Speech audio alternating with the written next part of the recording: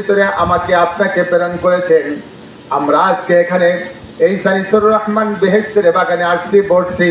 এখানে আমরা যে সময়টুকুন অতিবাহিত করেছি, এই সময়টুকুন একমাত্র আল্লাহ রাব্বুল আলামিনের উদ্দেশ্যে আমরা ব্যয় করেছি, কথা ঠিক কিনা কন? এই সময়টুকুন অতিবাহিত করতেছি একমাত্র আল্লাহ পাকের উদ্দেশ্যে। আমার ভাইরা, আমার বন্ধুরা, আমার পর্দার আড়ালের মা ও বোনেরা, আজকে আমাদের এখানে যে লাইট গুলা দেওয়া হয়েছে, এই লাইট গুলার জন্য আজকে কতটুকুন বিদ্যুৎ খরচ হবে আমি আপনি কেউ কোনো সময় গণনা করতে পারবো না।